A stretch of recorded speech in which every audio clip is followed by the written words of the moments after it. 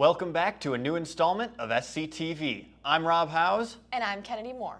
We are so glad to be back on campus and back here with SCTV. We have a brand new studio this year, so if things are a little rough this first episode, bear with us as we try to create new graphics and new segments the rest of the year. Even though it's the beginning of the year, it's never too early to start thinking about May term. Let's check in with Frank Novak as we learn about this year's study abroad trips. As Director of International Education and Study Abroad, I oversee all international students coming in as well as all domestic students going out. So that would be all study abroad from May term, short, which I would account short term, to summer, to semester, to full year.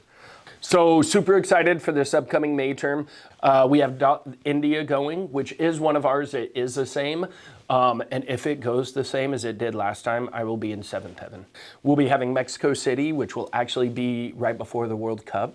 Peru is a new one that we're doing. I've been surprised by the lack of students who know what Machu Picchu is. Colorado, Call of Service, that's one we've done a lot. Greece we've done before. And that one has always been really popular. The Germany is Bratwurst Bier and business. So between all of those trips, I would say we have an unbelievably good mix. So this May, I'll be going back to Europe and combining Italy instead of just one country with two other countries, or potentially three with a day trip. But I'll be spending 3 nights in Prague, Czech Republic, then the major cities of Italy will be visiting are Venice, Rome, and Florence, and then we'll spend 4 days or so in Dubrovnik, Croatia, which is, they're all very different cities from each other, very photogenic in different ways, and all very friendly to first-time travelers. If you believe cost is going to be prohibitive, work with me. Reach out to me. We can find scholarships. We can find ways to make it work. It's just how much do you want it? Yes, you might have to take out a loan to pay for it. Once in a lifetime experience that you're going to look back on, that your parents still regret, your grandparents might very well regret. That's 2 generations. Do you want to be the third that doesn't take advantage of something because you have to pay off $3,000? You will see how quickly that $3,000 gets paid off, and yet you still have the memories. What I want students to ultimately learn through study abroad is how to fail, be okay with it, grow, and become a resilient adult. Because if you can become a resilient adult, you'll be amazed at what you're going to be able to accomplish. It's great to see that Simpson has all of these amazing experiences throughout May term. Let's see what Simpson has throughout the year with clubs and organizations as we head to Claire Hughes, who covered OrgFest. Hi everybody, my name is Claire Hughes and I'm here with SCTV today to be covering the OrgFest. OrgFest is our annual event where all of our student groups can come together and just show off all the cool things they do, the ways students can get involved on campus, and just ways people can connect with each other and just build relationships. There's lots of studies and research that have shown that the more people get involved on campus, the more enriched and the better their experience at college is. And we know that the more relationships you get built, the smaller this place feels, the closer knit it feels. And so this is one of the best ways to do both of those things. Find ways you can get involved, find ways that maybe we don't have right now and you can create. But more importantly, just connect with folks and start to build those bonds. And you never know who's going to, find your best friend at OrgFest. I think people should look into RLC. It's a different way to explore your faith. We have a lot of different paths that you can go, whether you're looking for that more traditional Bible study or you're looking for a place like Connection Point that's for like more socially liberal people and Christians, getting into liberal Christianity in that way. And our interfaith program, which we're still kind of developing and stuff, that program is going to get you involved. We have a really good connection with the Eye of the Sick Association, Buddhists, and like so many different organizations around Des Moines and Des Moines. I think intramurals is a good way to connect with your team. If you're an athlete, obviously you love to play sports, and intramurals offers plenty of opportunities to play sports, have fun, find new friends, and just keep that competitive nature. My favorite is slow pitch softball because I used to play baseball back in high school, and hitting home runs is my thing, I guess. Never hit one here though, so we're getting there still. So we are Simpson College Dance Marathon.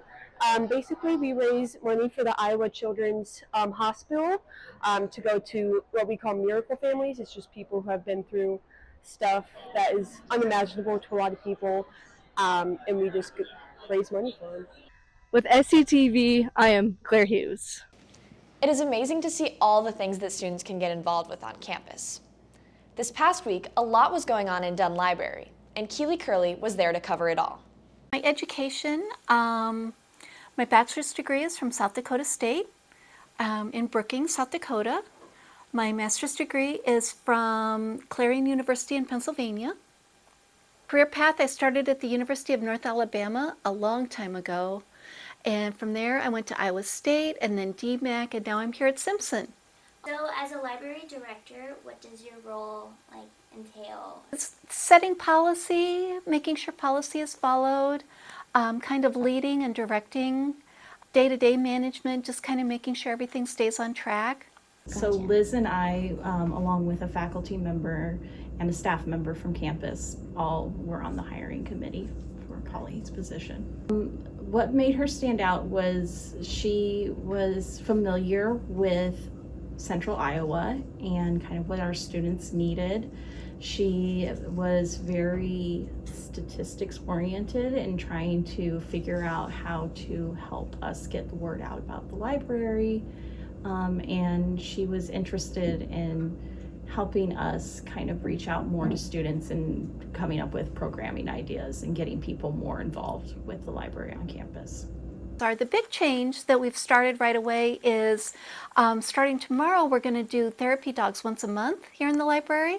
Doggies and Dunn. Doggies and Dunn, yes. And so that'll be once a month starting tomorrow, where students can come over the lunch hour and meet the dogs and hang out and get their puppy fixes.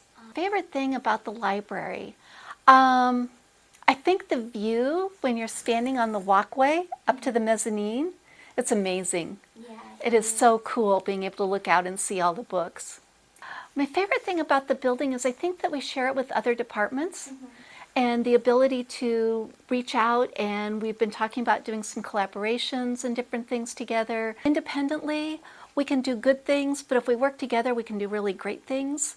One of the things we've done, we brought the Writing Center into the library. They're now right outside here in 207. So that was a really good thing that we've been able to do. Bodie would like to be everyone's boyfriend. He is here to love everybody. And he loves everyone. If I let him, he would go out there and he would love all the students. He comes with me a few days a week, not every day, but most days he comes with me. And he's just here to love everybody. Yes, there's also a doggie that is in the library to visit. His name is Bodie. Yes. He's Polly's dog, and there's a sign on the counter. If he's there, you can go in and say hi to Bodie. He loves to give kisses. Still trying to figure out the lay of the land, but I love it here at Simpson. I think it's a great place to be, and I hope that I stay for a long, long time. Dogs and Dunn is always a student favorite here at Simpson. This year, we're starting a new segment where we follow a different sports team here at Simpson each week. This week, Savannah Richardson covered the Storm volleyball team. Let's take a look. Simpson's women's volleyball is off to a hot start this season with a 6-1 record and ranked number 2 in the American River Conference. First-year head coach Danny Kahut-Lynch hasn't only brought a fresh start, but also a refreshing energy with a humble attitude. You know, I told the girls after every single win, we don't let those wins go too close to our heads and the losses go too close to our hearts. Records are records. We treat every day as a blank slate, right? 6-1 is like, I'll take that any day of the week. So, you know, be proud of it, but don't be satisfied with it. The energy this year is just so fun. Like, everyone's silly, but like, we bring it together. The team is being driven by a new motto that represents the special bond the group shares. Yeah, this is definitely the best team I've ever been on. All the girls want to do everything for each other. We talk about it all the time in practice, like I mentioned earlier. You're doing everything for that person next to you. So our team motto is for each other. and we're just pushing for each other. Like, we have great team chemistry and we love each other and we work hard for each other, and it's really great. Like the team culture, like we've all worked so hard to build.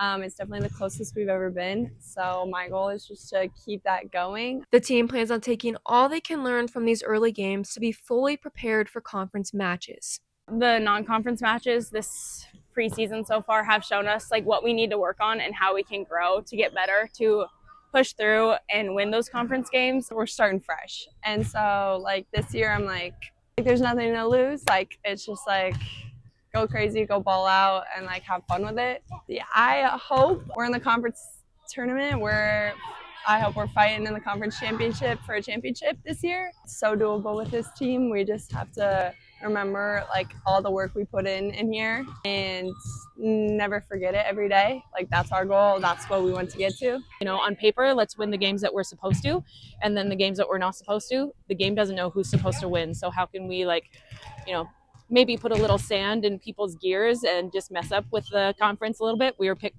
to finish 7th. So, I mean, great. We don't have a target on our back, and let's go. Simpson Volleyball's first conference match is September 24th against the Buena Vista Beavers. For SCTV, I'm Savannah Richardson. It's great to see the volleyball team have such great success, even with a first-year coach. Now, let's look at some more Storm athletics.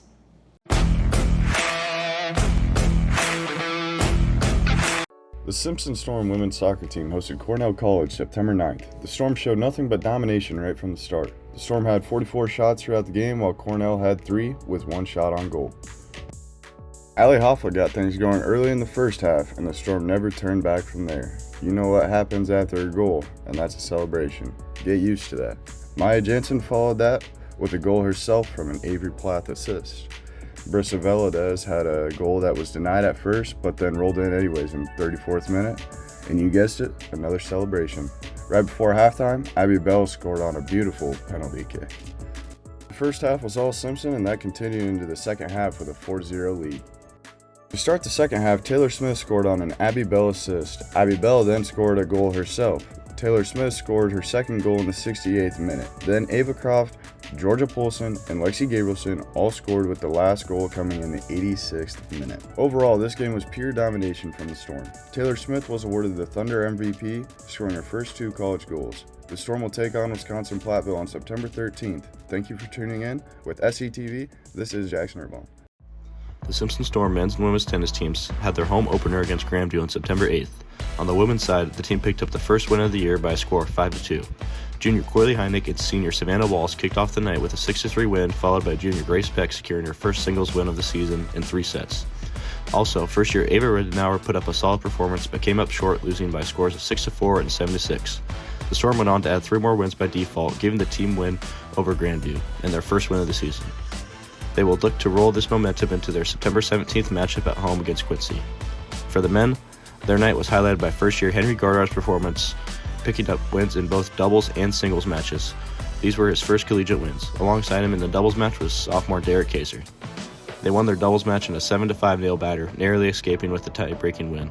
In Godar's singles match, he dominated, winning in 2 sets by the scores of 6-2 and 6-2.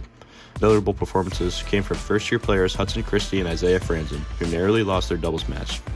The team ultimately fell short in this one 6-1 to the Vikings, but will look to bounce back September 14th against Maharishi and Monmouth. Reporting for SCTV, this is Will Hudelson. That's all we have for this week. Thank you for tuning in to our first new episode of SCTV. I'm Rob Howes. And I'm Kennedy Moore. Roll Storm!